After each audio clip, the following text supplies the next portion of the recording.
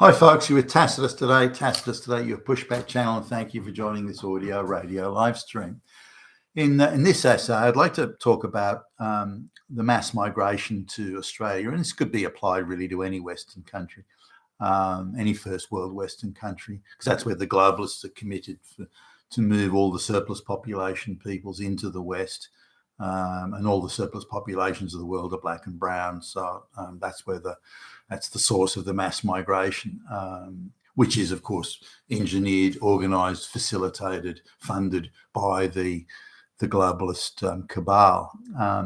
Now, the Australian government recently had a record number of arrivals. Now, bear in mind, Australia's population of 26 million, about 26 million. You know, when you move 520,000 people in 1 year, that's a lot of fucking people. Now, also Australia has a relatively small problem with illegal arrivals, and the illegal arrivals typically are people who overstay their visa, primarily from India. That's the main source of illegals. Now, so they're arriving legally as tourists or maybe on short-term work visas or students, and they just decide to stay illegally.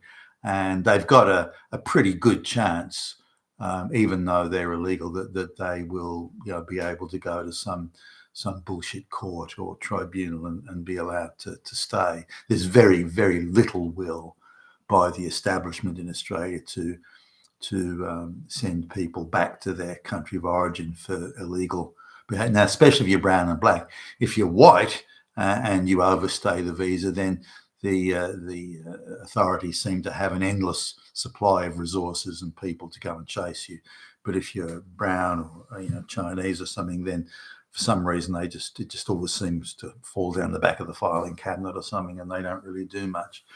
So an Irish engineer that overstays his visa will be ruthlessly sought out by the authorities, but the brown dishwasher who overstays his visa, who cares, but I just want to talk about this in a sort of wider sense, because the government, and this is a left-leaning, very pro-globalist, very pro-climate change, everyone's a racist, Hitler and so on, very pro the globalist talking points and the globalist agenda. So no real surprises, I guess, but they sort of to try and calm the horses and not scare the horses, they said, well, we're going to, okay, the last 12 months was huge for migration, but, there were and they danced around it and hemmed and hawed and said, but we're going to reduce it by half, reduce it by more than half in the following year. So anyway, the migration intake so far this year, and January is a good illustration of it. The migration intake this year is on target to be a good 50% higher than last year. And last year was a record of all time. So instead of reducing immigration, they're actually ramping up quite heavily. And so something like I think it was 130,000, 127,000 in that order of migrants came into us illegally. Came into Australia just in January alone. Now, if you extend that out, then we're talking easily more than double the last year of migration, which was a record. So we're talking about the possibility where they're going to bring in more than a million migrants this year into a country of 26 approaching 27 million people. So I mean that's a stunning number in 1 year. I mean, fuck. Now, majority of those will be Indian, and the government is expanding the public service like fuck to just gift these people jobs, and is leaning on any company that has government contracts or anything like that, is leaning on them to also hire fuckloads of these Indians that are unwanted, unneeded, who have no work experience. Their qualification, I mean, India is a corrupt basket case. And people, India's so rich, it's going, look at the space program. So that's bullshit. It's bullshit. The per capita income of India is something like $1,700 a year. the per capita, GDP. This is $1,700 a year. That'll give you some idea of just how the fuck poor they are. So their income is 1/20th of a Western world income. Now, sure, it's cheaper to live there. I get that, and a lot of them are subsistence peasants living in rural fucking villages. I get that, but then that hardly makes them migrants to useful value-add migrants to the first world. They're not. They're simply replacing white people. They are not bringing any value to Australia at all, and we need to really understand. So they're being brought out to dilute the position and influence of white people, nothing more. And bear in mind that the Indians, they truly believe that they are spiritually, morally, and often intellectually, by the way, spiritually, morally superior to the Western white citizens, and so they believe they've come as saviors, and the idea that they're going to replace white people is something that they're more than happy about. As many Indians say, we're going to be in the majority in Australia pretty soon, and we will decide what happens. Quite a chilling thought, but whether it comes to pass, and it's another matter. But given the rate of migration and India has a vast surplus population, the Indian government themselves can't wait to get rid of. So the intake is huge there. But it goes, talking about, say, the rental shortage and the how rents are going up. This is not simply due to mass migration. It's due to mass overseas buying, investor buying of properties. And I look in the local area where I am, properties that were sold 6 months ago, 9 months ago, are still lying vacant. So there's a lot of vacant property around. Properties that were supposedly rented. Just driving into the shops, there was a property that was rented a few months ago. Supposedly, sort of big sign up saying rented. And nobody's moved in. There's nobody there. Who can afford to rent a place, be paying rent when the average citizen can't afford that? Who can afford to have a property sitting there empty, nobody in it for months at a time? You're paying rent and no one's living in there. So there's just mass manipulation of the real estate stock in every way. Now, the argument is, as the numbers and the statisticians or the the activists sit down and say, well, the last year there was, for example, 600,000 people came in, and there was 170,000 new dwellings built. Now, I haven't seen the breakdown of dwellings. What were apartments? What were freestanding houses? Were they all 2-bedroom houses, 1-bedroom apartments, 5-bedroom? What were so I don't know that breakdown. But this idea was, well, look, 600,000 people going, each individual person needs their own separate dwelling. So we're falling short by hundreds of thousands. Hold on, stop. Every person who comes in from as a migrant has to have their own personal dwelling. No one else lives there. And that's idiotic bullshit to make those assertions. So most of them arriving will other than students and so on, most of them arriving will have some sort of relatives in time, a wife, a child, and that sort of thing. And the more they come from third world countries, they'll have quite a few children. So they will just take up one dwelling. Now, I don't know the mix of migrants. From the looks of it, there's quite a large number of family reunion or chain migration. So I'm assuming they're going to go and live with relatives, or many of them will.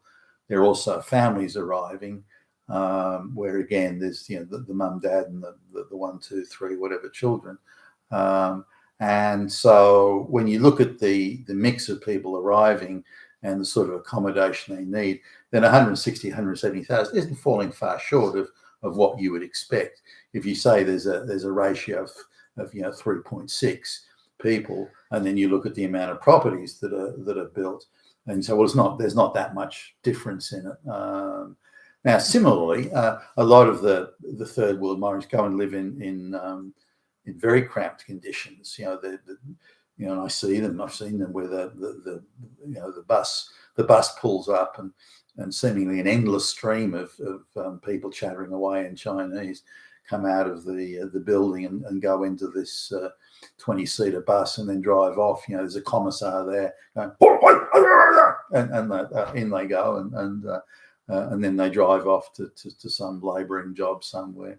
Also, there's another. I was talking to a guy recently who's found a labour hire firm that supplies third world labour, and he's went to the place where they get housed, and there's an offshore labour hire scam. This is like they've bought a house here in Australia, and they have it's a 4-bedroom house. They've got 4 people in each bedroom, and also, like, this is bunk beds and so on, but bunk beds in the lounge and in the dining room. So they can house 25 people or so in this one place, and they form like a casual labour hire mob. So if you want people to come and clean the place or do this or do that, or be just grunt labourers on, say, a building site, you can apply. And so this guy was talking about, hey, it's fantastic.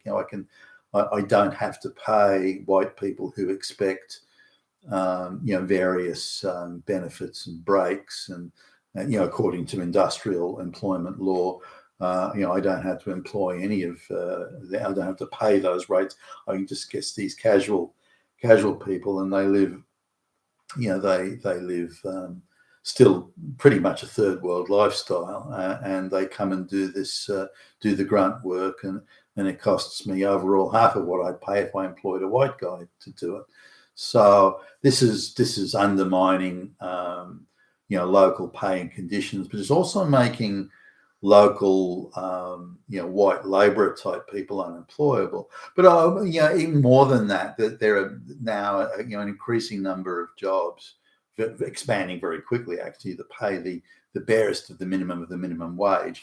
But factories and businesses that are labour intensive are relocating to areas where the land and the rent is cheap and so on, but where there are no transport links. It can be 3 or 4 kilometres from the nearest bus stop, and people on the lowest of the lowest wage can't afford a motor vehicle. They just can't afford their own. So the third world peasants that live 20, 30 to a house, and they pool their resources because half of them are working this day, but the other half not, and so on. They can pool their resources, living community like they do in the third world, and they can get by. That they can make that work, but the white people can't. It just doesn't pay enough. But because these peasants are now available, that's undercutting the very standard of living that's essential, while at the same time rents are increasing. Now, coming back to the rents issue here, it's pointed to, well, look at all these mass migrants coming. They all have a house each, every single one of them, even the children. The 2-year-old child has its own house or something. Oh, that's bullshit. That's lies. The real, it is putting pressure on. There's no question it puts pressure on that, particularly when you look at the inner city apartments. That are up for inspection. You can see queues of people that go for hundreds of meters. But even this is to some extent deceptive, because the migrant groups, they come in mass families. 20 of them can come along as part of one group to look at. So it elongates the queue by miles. Not that the queue wouldn't be long if they were just 1 or 2 people but nonetheless, it gives the illusion of mass panic and disaster when it's not quite that bad. So this idea that all of them want to get their own place and this sort of thing is bullshit. It doesn't happen. And out of the 600,000 or whatever it is that came, I think less than 200,000, probably even if you were 180,000 dwellings maybe would be needed, and 170,000 were built. So this is not far off.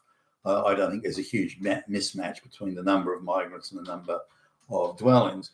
What there is a mismatch is the amount of international investors that are buying up properties and leaving them empty, and the amount of properties that are being bought up as part of labour hire scams, where they're bringing people in ostensibly to be students, but really they're nothing more than floor sweeping, dishwashing labourers. So there's a whole lot of things that's more nuanced than just the number of migrants. Not that it isn't contributing to but if you look at I'll just give you an idea how much certainly Australian citizens are being screwed.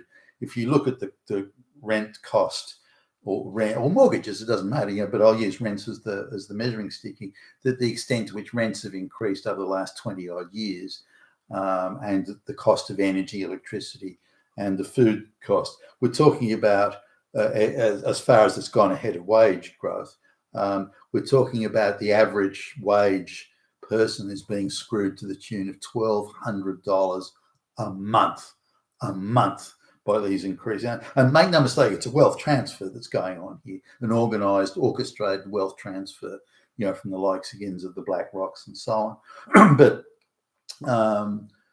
this is the extent, $1,200 a month extra to the cost of living in Australia, and I think across the West. I think it'd be roughly the same, whether it be Canada or wherever. $1,200 a month extra. This is on the average wage. This is the sort of average, an average, say, compact 2-bedroom apartment, an average diet, an average, low-end motor vehicle. There's a $1,200 a month extra is the cost of living that's been put on top of people. Now, if you took that, let's say you stopped mass migration, you stopped offshore, real estate rigging, all these sorts of scams that are going on, then and the Green New Deal scam and all that sort of stuff. You took that off, the cost of living could be reduced by $1,000 to $1,200 a month for everybody on the average wage. This would be a monumental change to the standard of living of the Western citizen, and I think it's possible. And the only person that's going to really contribute to make that sort of thing possible again is really an election of Donald Trump as President of the United States. You've been a Tassus today at your Pushback channel. Thank you for listening.